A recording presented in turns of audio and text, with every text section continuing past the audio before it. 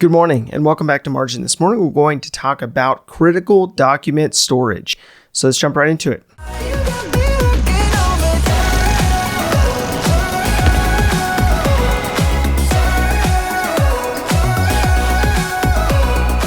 So just what you wanted to go over today, talking about storing documents, storing papers, storing documentation that you need for certain purposes.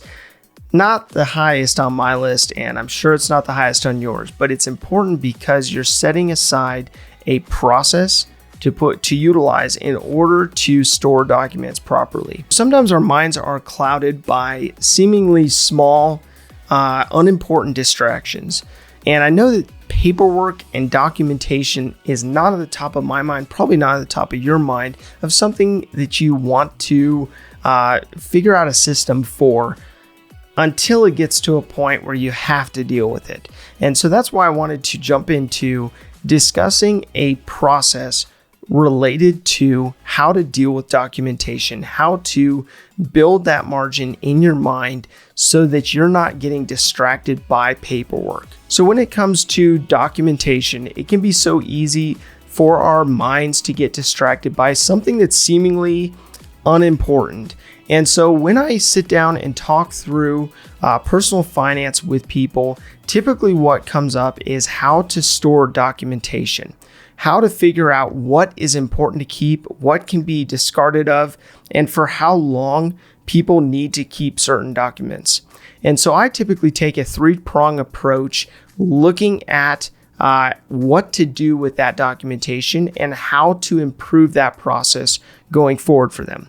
And so that process comes down to audit, automate, and augment. So you've heard this before, but basically I take it through that process in order to look at where they're at, where their documents are stored, whether it's in a safety deposit box or a safe or up in the attic in a box, or sitting on the corner of their desk, wherever it is, figuring out where that documentation is and pulling it together to figure out what is necessary and what is not. So really the audit process looks at the state of the union, pulling everything together, figuring out what's important and what's not. And so I would encourage you to go through the process of looking at all the documents that come in the door, and hopefully you've been able to go paperless with a number of areas. But if you're anything like me, I get a ton of mail, even though I have paperless statements for the majority of my accounts. And so you'll want to pull all those together to figure out what is important and what is not. So the second component comes down to automate. When you're trying to automate your documentation, you're really trying to figure out a good process so that you can not think about this again. So you don't end up with a stack of papers that have to be purged after a certain period of time because they weren't addressed along the way. So when you're looking at your personal finances, for example, you may be utilizing the automate component in setting up auto pay for your credit card, for your utilities, or figuring out how you can streamline those aspects of your personal finances. And so the reason why I took the approach of looking at a 12 theme annual approach of revamping your personal finances is in order to build in a level of automation, in order to build in a systematic approach so that every month you're dealing with or working through a specific component of your personal finances. And so when it comes to documentation, that's really what we're trying to get at, is figuring out a system that you can follow in order to know what needs to be kept, what needs to be purged, and when. So the third component comes down to augment. So the purpose of augment is really to have the audit from a standpoint of knowing where you're at, the automate from a standpoint of having systems in place, and then being able to grow and add to and expand upon not only the knowledge that you have, but also the resources that you have. And so being able to grow those resources is really focused in at the augment level, where you have the proper systems in place that you can then duplicate into various areas of your life. So applying these 3 components to organizing your documents, let's look at some examples around how this would feasibly be carried out. So let's first look at critical documents that you need to keep on hand. You need to keep in your possession, whether it's locked in a security deposit box or in a safe, or in a legacy box, which I'll get to shortly, but having it in a specific location where you know where to locate it in the event that you need it. So these critical documents may come down to a deed for your home. It may be a title for your vehicle.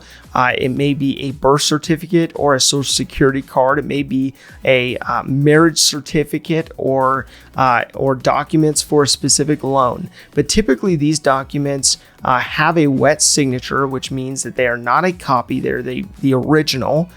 They also may have some kind of seal, some kind of signature from another party, or are embossed by a government institution. And so you want to keep these documents so that if you ever need them, you don't end up having a copy or a scan of the document that may not pick up the intricacies of that document. So there are going to be documents that are important but are not necessarily critical.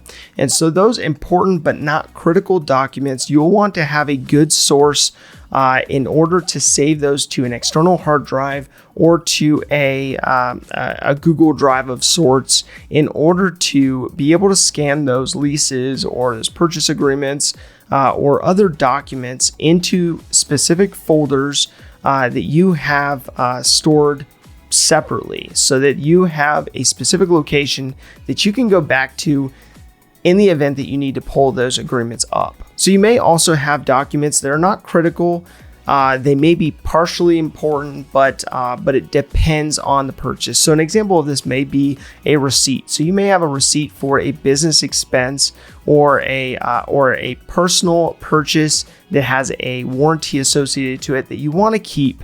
And so what I would encourage you to do is to scan those in to that same external hard drive or to a Google Drive of sorts, in order to have a file for that, a file for those specific receipts. Now, there are a number of different expense softwares out there that allow you to upload the receipts and keep a actual record of those receipts. And so if you do have one of those, you may be able to use that in its absence. But it's important for you to be able to keep those receipts that sometimes just get cluttered on our desks and in our spaces because we just don't know what to do with them. So those are the types of documents you may, depending on the receipt, want to keep, and therefore you want to have a system for. So much of the difficulty in this comes down to actually having a process in place. If you know that you have critical documents, you have important documents, and you have documents that, depending on the occasion, may be important, you'll be able to identify what things you need to have from a physical standpoint, what things can be uploaded, and what things can just be shredded because you don't have a future use for it. So this has been especially difficult for me, being that I work from home. So the company I work for, I have documentation for. I also have my own personal businesses and my own personal expenses. And so each of those areas are important to have separate files for in separate locations, and they have different level of compliance necessary in order to have that proper documentation. And so what I would encourage you to do is to look at your own world from a standpoint of whether you work for a company, whether you're self-employed, whether you have businesses that you own, or you just have your own personal documentation process that you need to follow. But figuring out for those different components what process needs to be in place so that you are always consistent with how you file things going forward. So something that really helped me on the personal end of figuring out where to store critical documents came down to a legacy box. So I actually hired someone through Etsy to build me a legacy box. And the purpose of a legacy box is really to keep those critical documents stored in a single place that then can be put in a safety deposit box, in a safe, or in another safe location otherwise.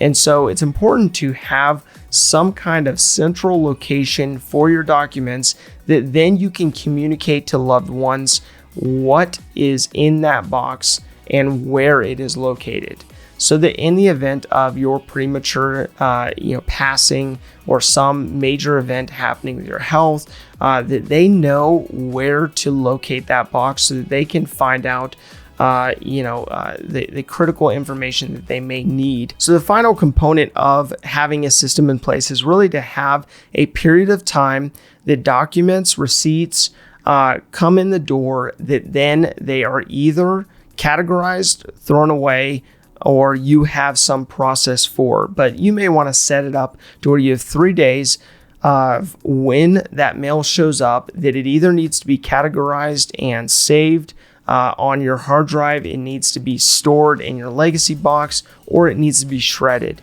Otherwise, it's so easy over a 7-day period or a 30-day period for you to end up with more documents than you know what to do with. And so this allows you to automate the process along the way to figure out a system of uploading these documents so you have them available to you when you need them, without it becoming a big burden. So I believe that clearing up your documentation will really help clear mind space, which will give you margin to think about and focus in on the things that really do matter. So my call to action today is to do exactly that, to really audit your documentation to figure out whether you have a good system. And if you don't, go ahead and use the system that I use in order to make sure that those critical documents and those important documents have a proper place that they're stored in. If this information is helpful to you, please do like, subscribe, and hit the notification bell so you're reminded to come back on a daily basis and improve in managing your personal finances. Thank you for your time. Enjoy your day, and we'll see you back here tomorrow.